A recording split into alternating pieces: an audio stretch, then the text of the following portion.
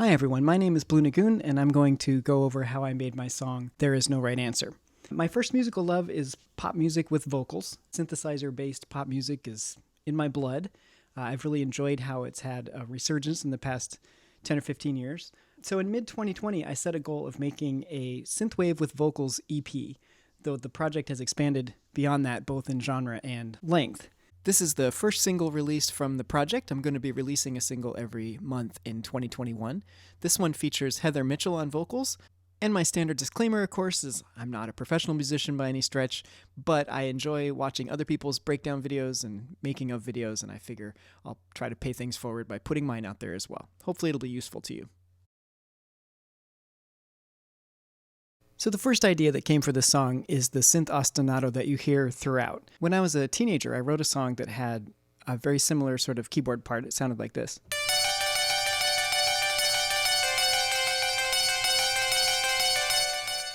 And so when I heard this synthesizer sound, I wanted to do something similar.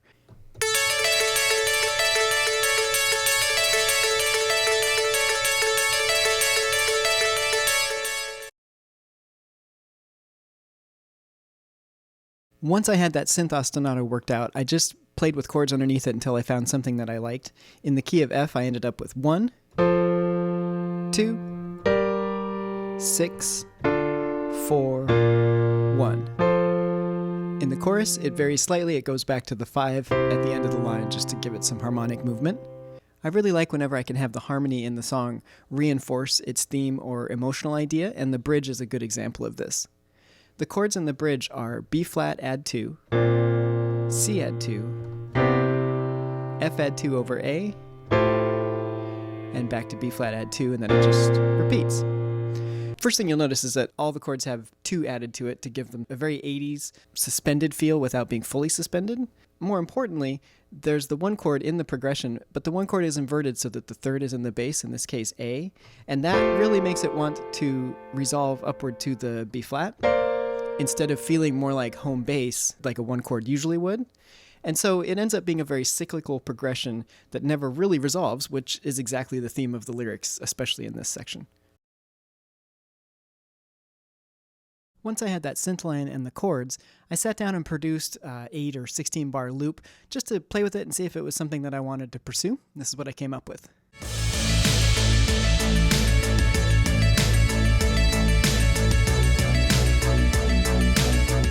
So, as you can hear, almost all the elements from that original demo ended up in the final song. Doesn't always happen that way, but it did in this case. Once I had that demo and I knew that, hey, this is a song that's got some potential, I then stepped away from the DAW and went to the piano and essentially wrote the song.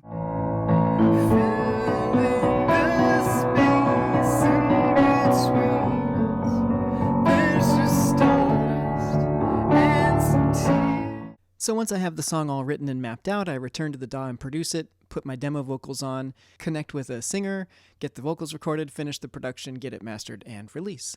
Little side note about this project, when we recorded vocals, we didn't actually see each other. We came and went separately, we were in separate rooms, we communicated through the mic and headphones only because of COVID. So it's a little weird, but it worked. All right, so let's start with the drums. I knew that in this song I wanted big, loud, almost rock-type drums to go with the brashness of the synth line and to contrast with the smooth vocals, especially in the verses where she's singing kind of low. So I employed both acoustic and electric drums in layers like I commonly do, but in this case I definitely leaned into the acoustic drum sound a little more, especially accentuating the big room sound of the acoustic drums because I wanted that arena rock kind of drum sound. So here's all the drums together.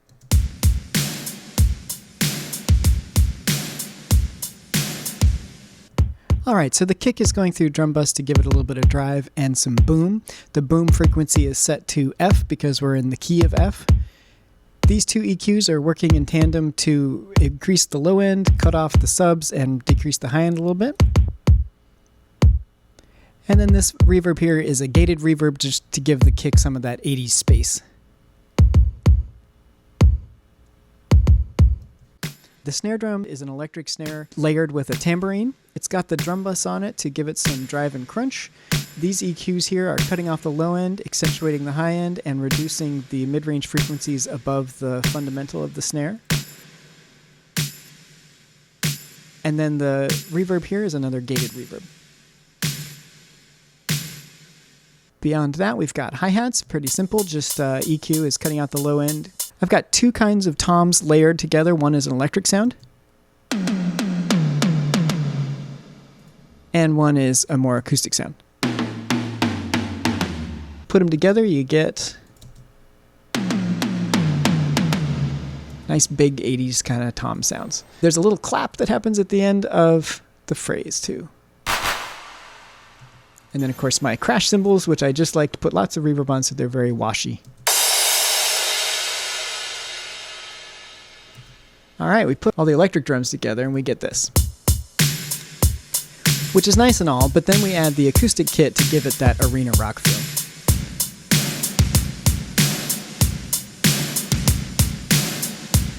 And all the drums together have a little bit of parallel compression on them, not set very high, but just enough to give them a little cohesion. All right, the main synth sound is from UVI Falcon's Synth Anthology. It's got some saturation on it. I have Valhalla Supermassive on it to give it a very nice, big, washy sound. That's really a lot of the sound of that keyboard part.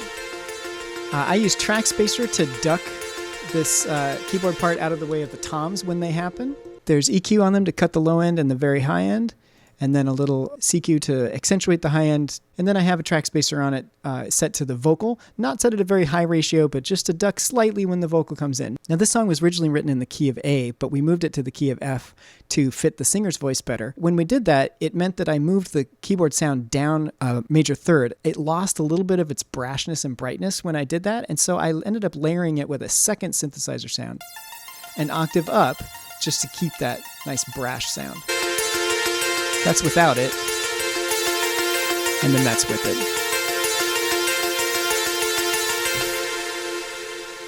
And then those two synthesizer sounds are grouped, and on both of them I have Soothe 2, just kind of set at the default setting just to reduce some of the resonance in the high end. So in the second half of the verse, this synth arpeggio comes in.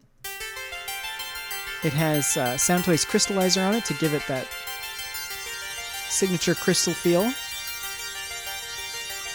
It's got RCA retro color on it to give it some wobble and some lo-fi vibes. Then we cut out the low end with the EQ. And again, track spacer with the vocal, just set at a very low ratio to kind of duck it slightly behind the vocal. And then we have Soothe 2 on it to reduce some of the resonances in the high end. So I've got a brass pad here that fills in the space between the other synth parts, just to give a little bit of warmth and cohesion.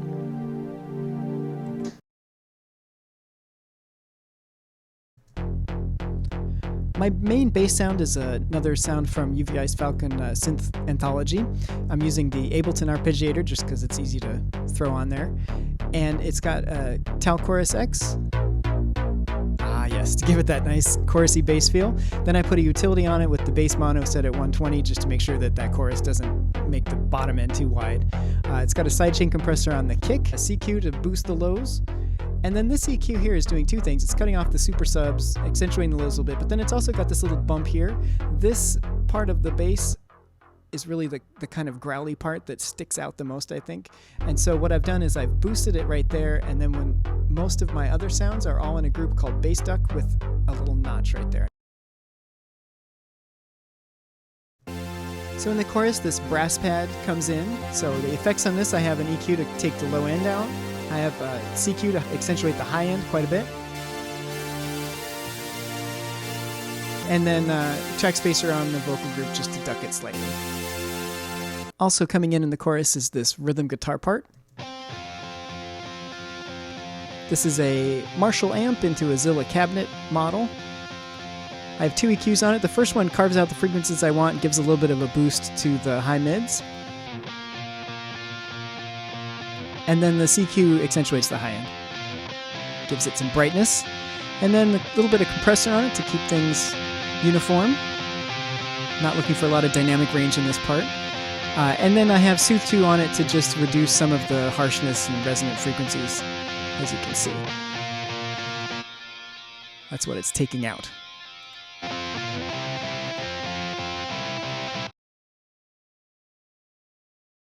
All right, so my vocal chain, I have Melodyne that I use for pitch and timing correction as needed. I have 2 EQs going, basically cutting the low end, accentuating the high mids, and giving some brightness to the top.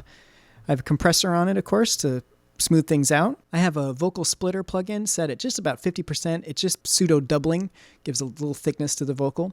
I have 2 instances of Soothe here. One is a de-esser, and one is just a general get rid of some of the more obnoxious resonant frequencies in the vocal.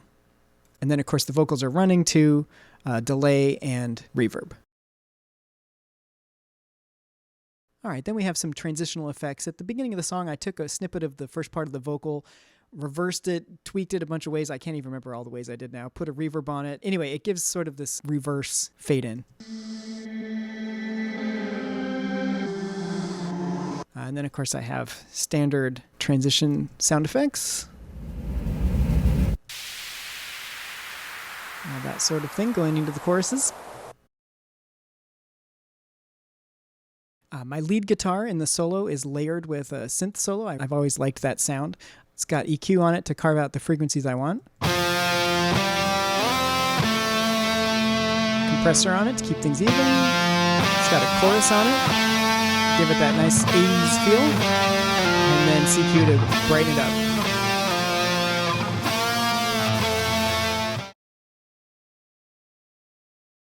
All right, my effects sends are pretty simple. I've got a plate reverb that one of them has a short tail, one has a long tail, so I send things to them as needed. The short tail one is probably the one I use most often, so it's a little more carefully EQ'd. This track is my vocal delay. It's only the vocals that are sent here, and it's a sidechain compressed to the vocal, so it's a pretty heavy delay, but when the vocal is singing, you don't hear as much, but as soon as she releases, it lets the last consonant, last kind of sound have a nice big delay on it. All right, on my master bus, I have a little bit of compression just to kind of take the outlying elements of the mix and put them in a box. I use a Gullfoss, set fairly low, 33, 36% to just kind of bring out some of the frequencies that are getting masked. I do have to turn the brightness down, otherwise it overdoes the brightness a little bit.